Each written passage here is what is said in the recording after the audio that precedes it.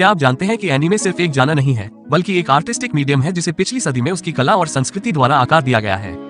आज हम एनीमे के जिंदादिल दुनिया में सफर कर रहे हैं, उसके इतिहास को खोजते हुए उसके विकास को देख रहे हैं।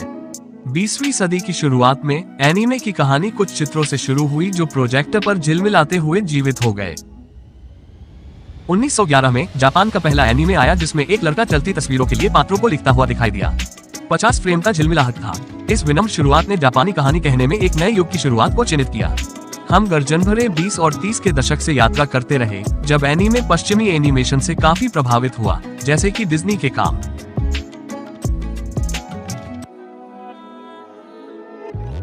इस अवधि में जापान की पहली पूर्ण लंबाई वाली रंगीन एनीमे फीचर अकुजाडेन या द व्हाइट स्नेक एन्चेंट्रेस का निर्माण हुआ था, जो भविष्य में एनीमे के लिए मंच तैयार करते थे। 60 और 70 के दशक ने एनीमे को आज के रूप में आकार देने में महत्वपूर्ण भूमिका निभाई। क्रिएटिविटी और इनोवेशन के एक विस्फोट ने कई आइकॉनिक सीरीज और जेनर के जन्म के लिए बढ़ावा दिया।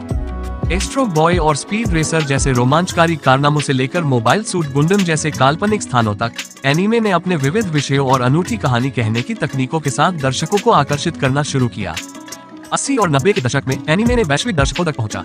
अकीरा और घोस्ट इन द शेल जैसी ब्लॉकबस्टर फिल्में बॉक्स ऑफिस रिकॉर्ड तोड़ती रहीं, जबकि ड्रैगन बॉल और पोकेमोन जैसी श्रृंखलाएं दुनिया भर में हाउसहोल्ड नेम्स बन गईं। कला के रूप में ये भी गहराई में जा रहा था, अधिक जटिल विषयों को अन्वेषण करते हुए, सामाजिक मानदंडों को चुनौती देते हुए और एनिमेशन की सीमाओं को आगे बढ़ाते।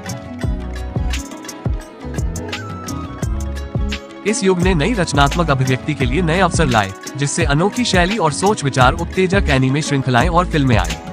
स्पिरिटेड अवे की ख्वाबों भरी दुनिया से लेकर अटैक ऑन टाइटन के डिस्टोपियन लैंडस्केप तक, एनीमे की विस्तृतता और गहराई ने नए आयामों को छुआ और उसे आगे बढ़ाया।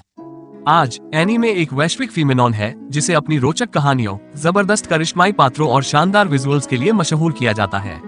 ये सरल चित्रों से प्रोजेक्टर पर बनाई जाने वाली एक कला है जो सांस्कृतिक सीमाओं को पार करती हुई एनिमेशन की संभावनाओं को फिर से परिभाषित करती हुई एक प्रभावशाली कला रूप में विकसित हुई है। सार्थक बात यह है कि एनीमे की यात्रा शुरू होने से लेकर आज तक निरंतर विकास और नवाचार के साथ चलती रही है। पश्चिमी एनिमेशन के प्रभाव से लेकर युद्ध के बाद अपनी विशिष्ट पहचान के विकास तक, 60 और 70 के दशक में रचनात्मक विस्फोट से लेकर 80 और 90 के दशक में वैश्विक मान्यता तक, और अंत में नई सहस्राब्दी की डिजिटल क्रांति, एनीमे का सफर निरंतर विकास और नवीनीकरण से भरा रहा है। इतिहास इस कला रूप की असीम क्षमता का एक वसीयतनामा है। चाहे आप जीवन भर के फैन हो या एक उत्सुक नए आने वाले, एनीमे की दुनिया अनगिनत अनुभवों का ऑफर करती है।